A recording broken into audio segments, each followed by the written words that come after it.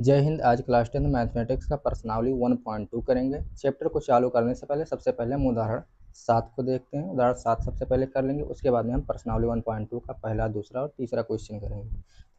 7वां उदाहरण कहला कि दर्शाइए कि 3√2 एक अपरिमेय संख्या है। तो सबसे पहले हम क्या करेंगे, मान लेंगे कि 3√2 जो है एक परिमेय संख्या है। चलिए मानते हैं कि माना 3√2 एक परिमेय संख्या है। परिमेय संख्या है जब कोई चीज़ परिमेय संख्या में होती है, अर्थात जब कोई संख्या परिमेय संख्या के रूप में होता है तो उसे हम P/Q के रूप में लिख सकते हैं। तब इसे P/Q के रूप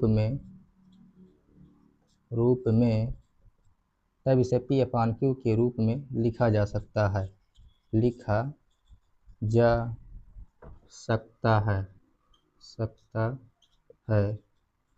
जहाँ P व Q क्या है, जहाँ P व Q सहअभाज्य पूर्णांक हैं। सहअभाज्य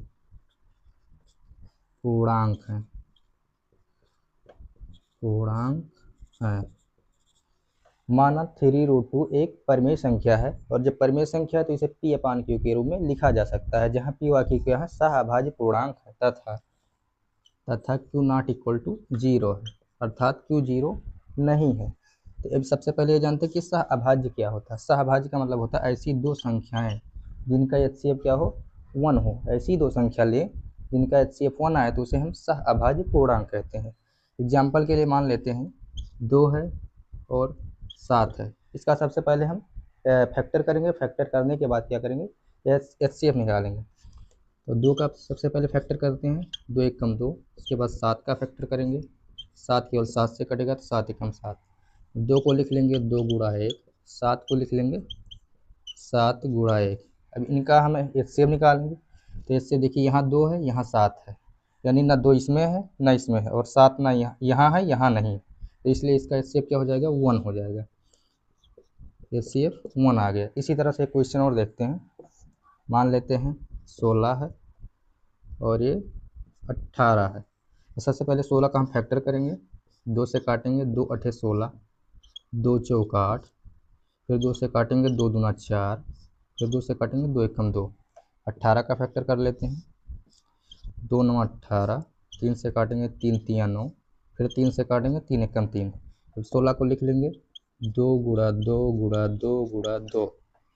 उसके बाद में 18 को लिख लेंगे 2 गुणा 3 गुणा 3। अब जो कॉमन है इसमें देखते हैं क्या क्या कॉमन है। जो कॉमन है दोनों में वही हमारा क्या हो जाएगा, HCF हो जाएगा। तो देखिए 2 यहाँ है, यहाँ है, यानी एक बार 2 यहाँ कॉमन आ गया, यहाँ 2 है, यहाँ 3 है, यहाँ 2 है, यहाँ 3 है, यहाँ 2 है, यहाँ 3 है, अर्थात इसका HCF क्या हो जाएगा, 2 हो जाएगा। इसलिए 16 और 18 क्या है, सहअभाज्य नहीं है, क्योंकि इसमें 2 कॉमन आ रहा है, HCF इसका 2 आ रहा है, इसलिए ये सहअभाज्य नहीं है। एक क्वेश्चन और लेते हैं। मान लेते हैं 9 है और 10 है। सबसे पहले 9 का फैक्टर करेंगे, 3 से काटेंगे, 3 3 9, फिर 3 से काटेंगे, 3 एकम 3। 10 का फैक्टर कर लेते हैं, 2 पंचे 10, फिर 5 से काटेंगे, 5 एकम 5। 9 को लिख लेंगे 3 गुणा 3, 10 को लिख लेंगे 2 गुणा 5। अब यहाँ इसका क्या करेंगे, हम HCF निकालेंगे। तो HCF देखिए यहाँ पर 3 है, यहाँ 2 है, यहाँ 3 है, यहाँ 5 है, यानी कोई भी कॉमन नहीं आ रहा है। जब कुछ कॉमन ना हो तो उसका HCF क्या होता है, 1 होता है, क्योंकि यहाँ पर हम 1 का गुणा कर सकते हैं, तो यहाँ 1 क्या आ जाएगा, कॉमन आ जाएगा। तो HCF क्या हो जाएगा, HCF बराबर 1 आया, अर्थात हमारा 9 10 क्या है, सहअभाज्य पूर्णांक है। उसके बाद में 2 और 7 क्या है, सहअभाज्य पूर्णांक। 16 और 18 सहअभाज्य नहीं है, क्योंकि इसमें 2 कॉमन आ रहा है, इसका HCF क्या आ रहा है, 2 आ रहा है, इसलिए सहअभाज्य नहीं है। तो सहअभाज्य का मतलब होता है ऐसी दो संख्या जिनका HCF क्या हो, 1 हो, उसे हम सहअभाज्य कहते हैं। दोबारा से देखेंगे कि माना 3√2 एक परिमेय संख्या है। जब परिमेय संख्या तो इसे P/Q के रूप में लिख सकते हैं, जहाँ P व Q क्या है, सहअभाज्य पूर्णांक है, और Q 0 नहीं है, तो 3√2 हो जाएगा P/Q, क्योंकि इसको P/Q के रूप में लिख सकते हैं। इसको हम इधर पक्षांतर कर देते हैं, तो 3√2 रहने देते हैं इसको। 3√2 को 3 को इधर ले जाते हैं, P/3Q हो जाएगा। चूंकि पी क्यू व थ्री क्या है, एक पूर्णांक है। पी क्यू व थ्री क्या है, पूर्णांक है। इसलिए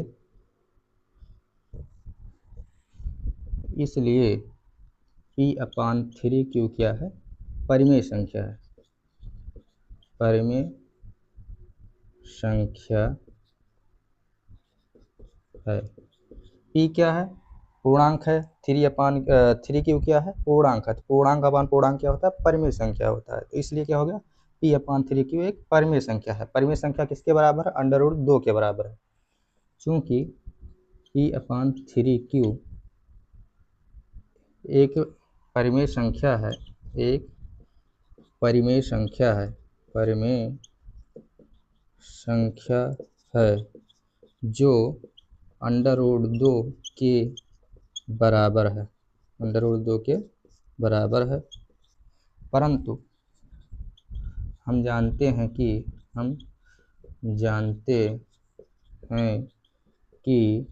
अंडर रूट 2 एक अपरिमेय संख्या है, अपरिमेय संख्या है। इसके पहले वाले लेक्चर में हमने इसको सिद्ध किया है कि अंडर रूट 2 क्या है, एक परिमेय संख्या है। इसलिए हम जानते हैं कि अंडर रूट 2 एक अपरिमेय संख्या है जो परिमेय संख्या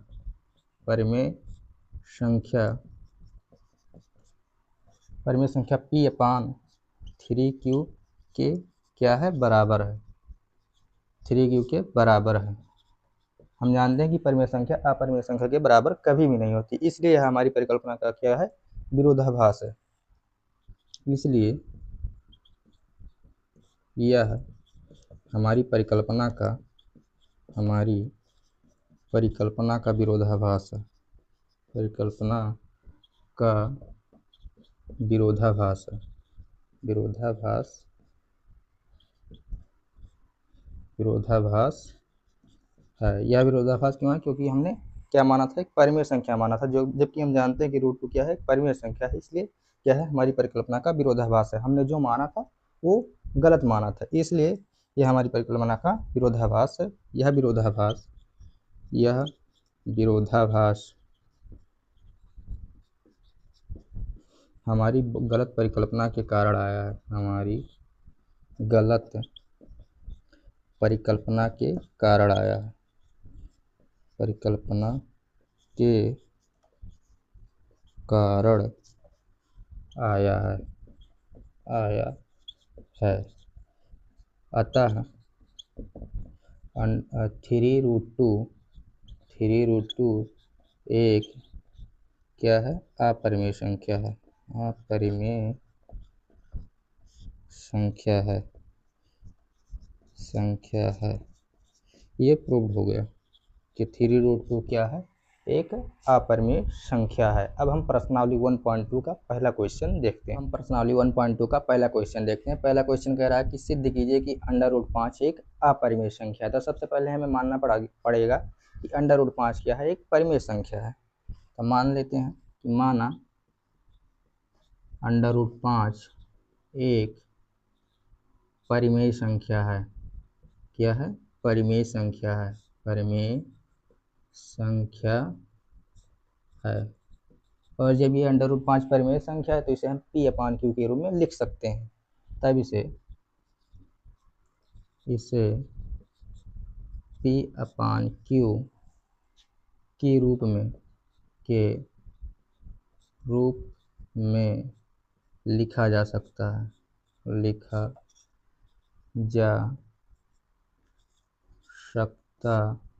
है, जहाँ पी व क्यू क्या है, एक सहभाज्य पूर्णांक है। जहाँ पी व क्यू सहअभाज्य पूर्णांक है।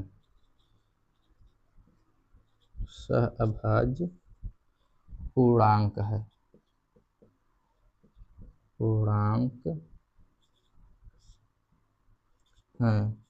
जहाँ पी व क्यू सहअभाज्य पूर्णांक है तथा क्यू 0 नहीं है। तथा क्यू नॉट इक्वल टू 0 है। माना अंडर रूट 5 एक परिमेय संख्या है। जब परिमेय संख्या है तो इसे हम पी अपान क्यू के रूप में लिख सकते हैं, जहाँ पी व क्यू क्या है, सहअभाज्य पूर्णांक है और क्यू जीरो नहीं है। √5 बराबर हो जाएगा P/Q। क्यू को इधर हम पक्षांतर कर देंगे तो √5 क्यू बराबर आ जाएगा P। अब √5 क्यू बराबर आ गया P। अब दोनों तरफ का हम वर्ग कर देंगे, दोनों पक्षों का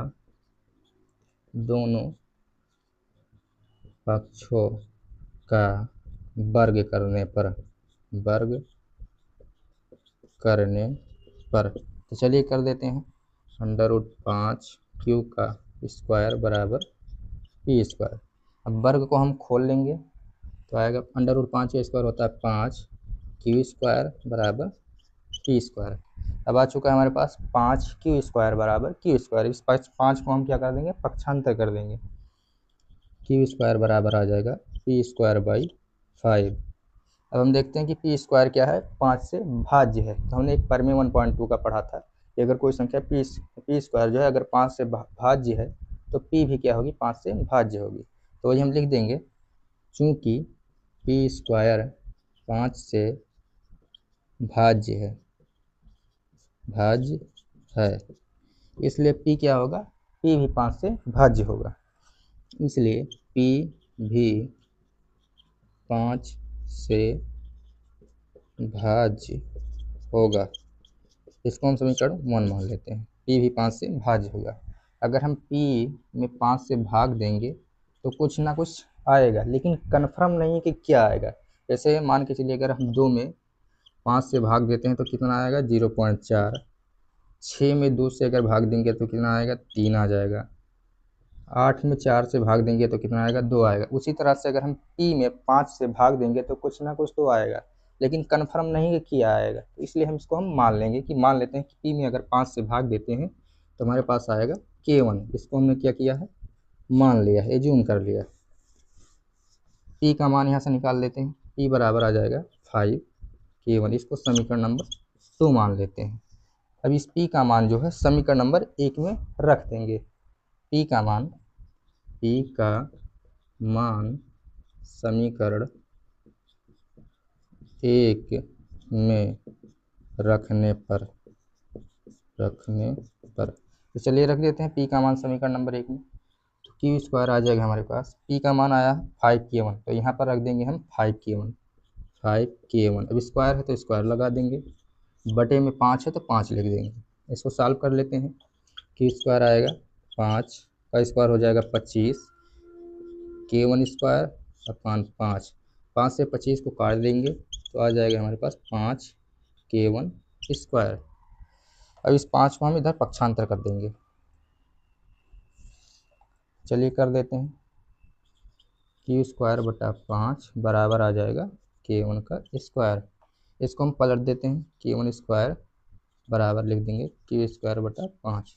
इसको हमने यहाँ कर दिया, इसको यहाँ कर दिया, वो एक ही बात होगा। अब देखिए यहाँ पर जो है Q² क्या है, 5 से भाज्य है। और जब Q² 5 से भाज्य है तो Q भी 5 से भाज्य होगा। चूँकि Q² 5 से भाज्य है इसलिए Q भी 5 से भाज्य होगा। इसलिए Q भी क्या होगा, 5 से भाज्य होगा।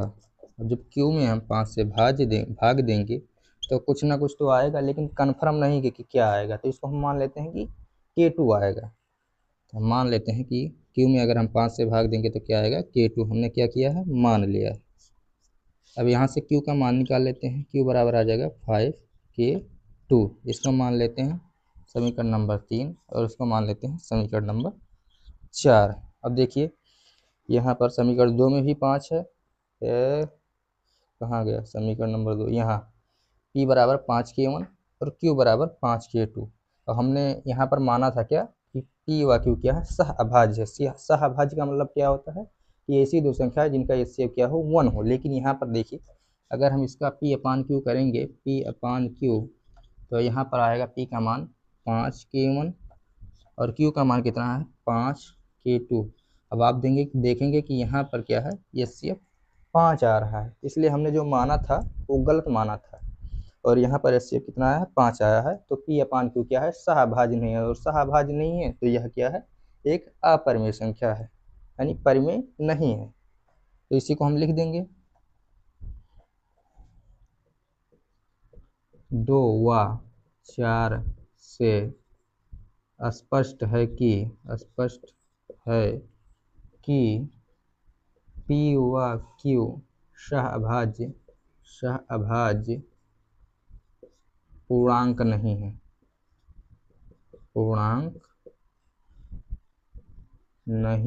है, समीकरण 2 और समीकरण 4 से स्पष्ट है कि P और Q क्या है, सहअभाज्य नहीं है। इसलिए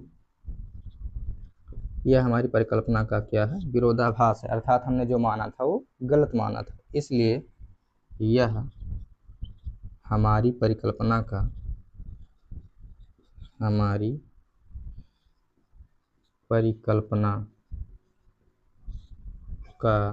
विरोधाभास है।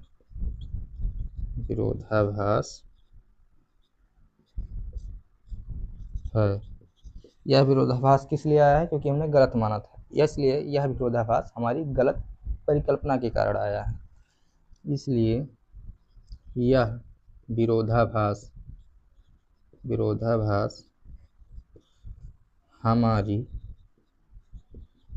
गलत परिकल्पना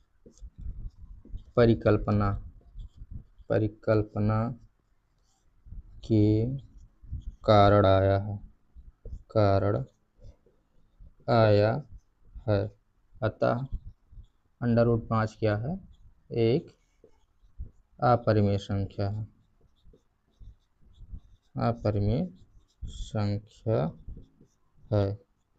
पहला क्वेश्चन हमारा प्रूव्ड हो चुका है।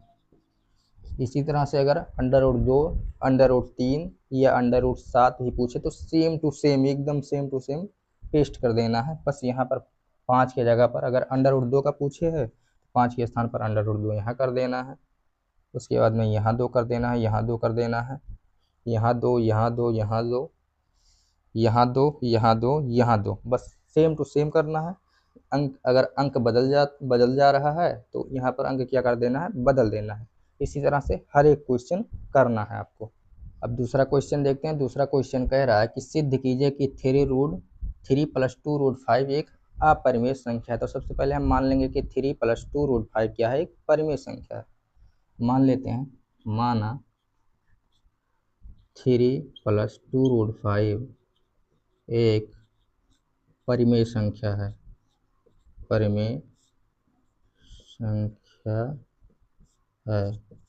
इसका हमें उल्टा ही मानना है कि माना 3 + 2√5 एक परिमेय संख्या है, और जो परिमेय संख्या है तो इसे हम P/Q के रूप में लिख सकते हैं। तब इसे P/Q के रूप में लिखा जा सकता है,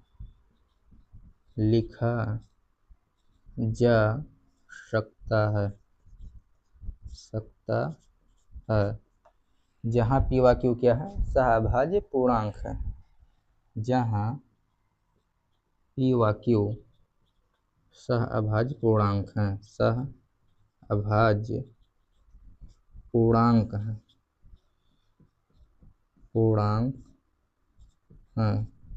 तथा Q क्या है, 0 नहीं है, Q ≠ 0 है।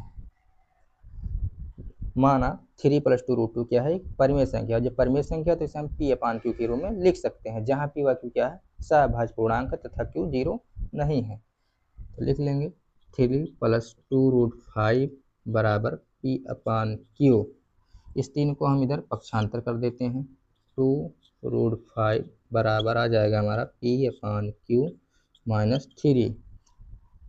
2√5 एलसीएम ले लेंगे तो आ जाएगा Q और 1 का एलसीएम कितना आ जाएगा, Q। और उसके बाद में इसको सॉल्व कर लेते हैं तो आएगा P - 3Q। इसके बाद में इसको हम 2 को इधर भेज देंगे इस तरफ, 5 बराबर √5 बराबर आ जाएगा P - 3Q। यहाँ Q था, इसको 2 को इधर पक्षांतर किया, गुणा में था तो बटा में आ जाएगा 2Q। अब √5 बराबर आ गया हमारे पास P - 3Q/2Q, जो कि क्या है, ये परिमेय संख्या है और ये √5 क्या है, एक अपरिमेय संख्या। इसके पहले वाले में हमने √5 को सिद्ध किया है, तो इसलिए ये कितना है, एक परिमेय संख्या है और ये क्या है, एक अपरिमेय संख्या, जो कि हम जानते हैं कि परिमेय संख्या अपरिमेय संख्या के कभी भी बराबर नहीं हो सकती। तो उसी को हम थोड़ा सा लिखेंगे। चूंकि P, Q, 2 व 3 पूर्णांक हैं, इसलिए P-3Q/2Q क्या है, एक परिमेय संख्या है,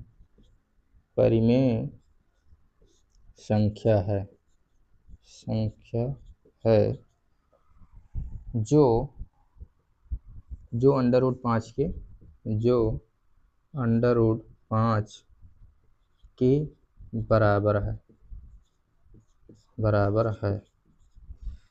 P-3Q/2Q एक परिमेय संख्या है जो √5 के बराबर है, परंतु हम जानते हैं कि √5 क्या है, एक अपरिमेय संख्या है। परंतु हम जानते हैं कि √5 एक अपरिमेय संख्या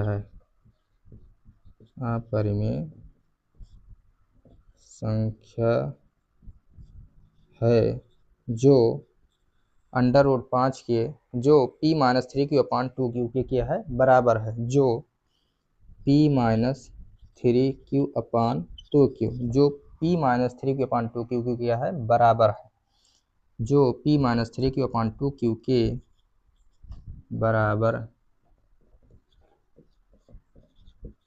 बराबर है। अतः यह हमारी परिकल्पना का क्या है, विरोधाभास है। अतः यह हमारी परिकल्पना का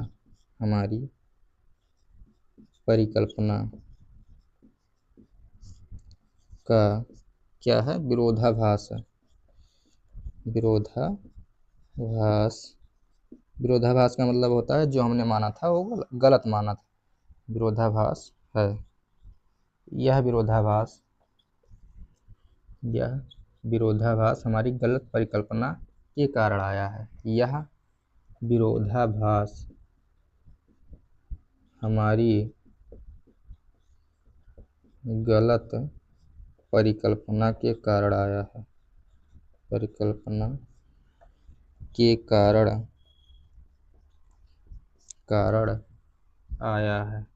आया है। अतः 3 + 2√5 क्या है, एक अपरिमेय संख्या है,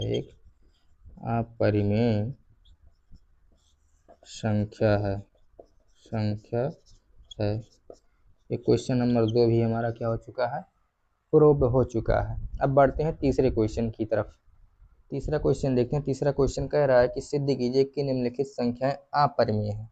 पहला है 1/√2, दूसरा 7√5, तीसरा 6 + √2। तो सबसे पहले हम पहला क्वेश्चन सॉल्व कर देते हैं कि माना, सबसे पहले हम क्या करेंगे, मान लेंगे कि माना 1/√2 एक परिमेय संख्या है। तो मान लेते हैं कि माना 1/√2 एक परिमेय संख्या है,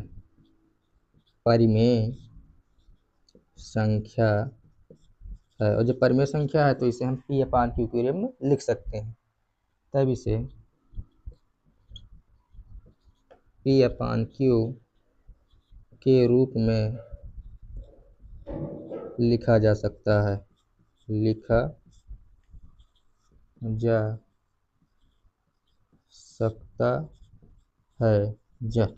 जहाँ P व Q क्या है, सहअभाज्य पूर्णांक है। जहाँ P व Q सहअभाज्य पूर्णांक है तथा Q ≠ 0 है। इतना हमें मानना है। दोबारा से देखेंगे कि माना 1/√2 एक परिमेय संख्या है। जब परिमेय संख्या है तो इसे हम P/Q के रूप में लिख सकते हैं, जहाँ P व Q क्या है, सहअभाज्य पूर्णांक है तथा Q 0 नहीं है। तो अगला स्टेप देखते हैं। 1/√2 बराबर हो जाएगा P/Q। इसको हम व्युत्क्रम कर देंगे। इसका हम क्या करेंगे, व्युत्क्रम। चलिए कर देते हैं। दोनों पक्षों का व्युत्क्रम करने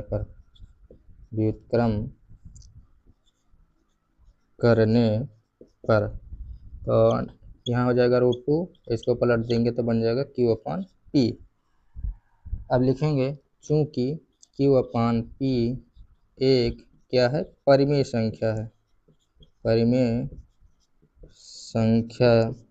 है, जो किसके बराबर है, √2 के बराबर है, जो √2 के बराबर है।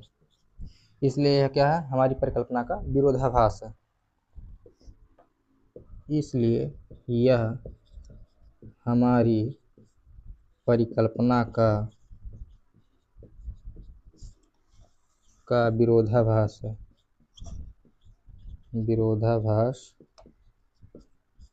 है। अतः 1/√2 क्या है, एक अपरिमेय संख्या है।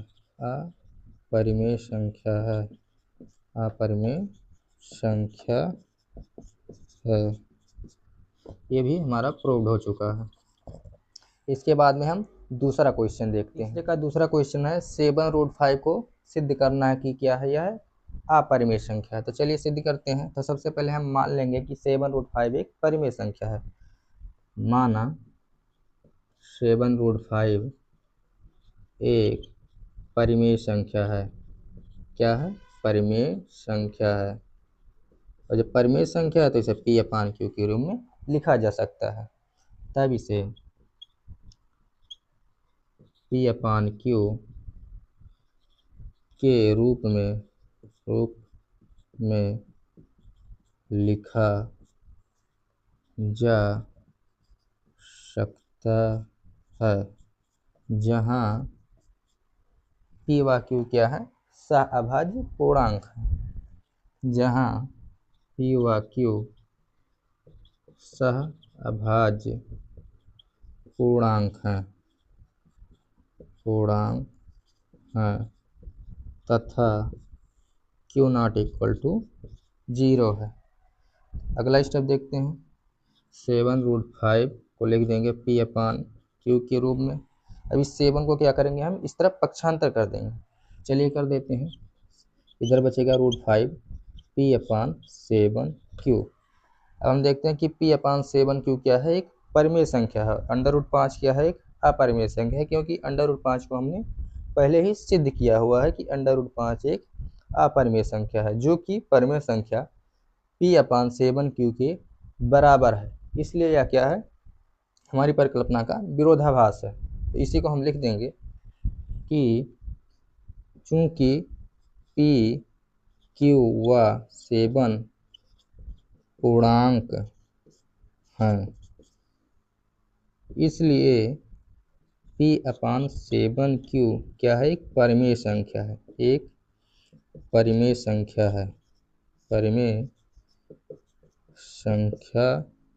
है, जो √5 के बराबर है। जो क्या है, √5 के बराबर है। परंतु हम जानते हैं कि √5 क्या है, एक अपरिमेय संख्या है। परंतु हम जानते हैं कि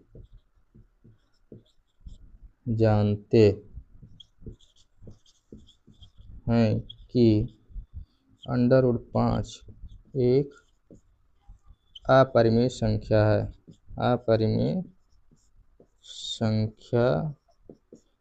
है, जो किसके बराबर है, P/7Q के बराबर है, जो P/7Q के बराबर है। अतः यह हमारी परिकल्पना का विरोधाभास है। अतः यह हमारी परिकल्पना का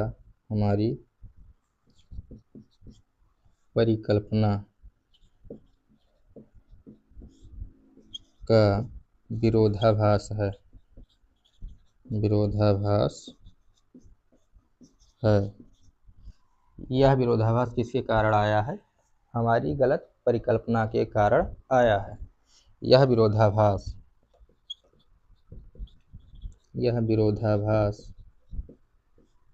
हमारी गलत परिकल्पना के कारण आया है। हमारी गलत परिकल्पना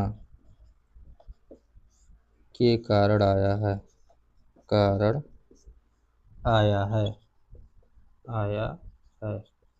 अतः 7√5 क्या है? एक अपरिमेय संख्या है। अपरिमेय संख्या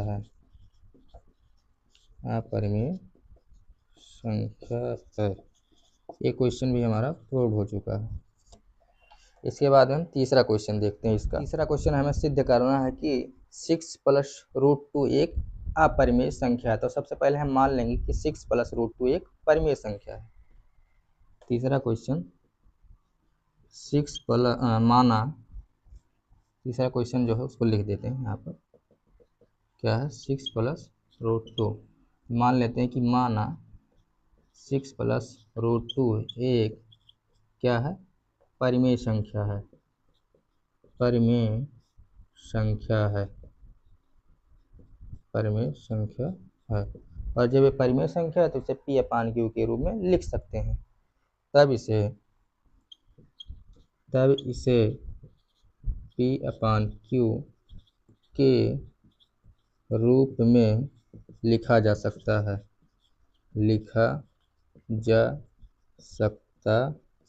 है। जहाँ P/Q क्या है? सहअभाज्य पूर्णांक है। जहाँ P/Q सहअभाज्य पूर्णांक है तथा Q ≠ 0 है। दोबारा से देखेंगे कि माना 6 + √2 क्या है? एक परिमेय संख्या। जब परिमेय संख्या तो इसे P/Q के रूप में लिखा जा सकता है, जहाँ P/Q सहअभाज्य पूर्णांक है तथा Q 0 नहीं है। अगला स्टेप देखते हैं। 6 + √2 बराबर हो जाएगा P/Q। इस 6 को हम इधर पक्षांतर कर देंगे तो आएगा हमारे पास √2 बराबर P/Q - 6। √2 बराबर साल पर लेंगे P - 6 Q/Q। इसका हम HCF ले लिए, क्या नाम है, LCM ले लिया तो आया Q, और Q का तिरछा गुणा कर दिया तो P - 6 Q/Q। अब हम लिखेंगे चूंकि P, Q व 6 एक पूर्णांक है, इसलिए P - 6 Q/Q एक क्या है? परिमेय संख्या है। एक परिमेय संख्या है जो किसके बराबर है? √2 के बराबर है। जो √2 के बराबर है। परंतु जो √2 के बराबर है, परंतु हम जानते हैं कि √2 एक क्या है? अपरिमेय संख्या है। अपरिमेय संख्या है। अतः यह हमारी परिकल्पना का विरोधाभास है। यह हमारी परिकल्पना का क्या है? विरोधाभास है।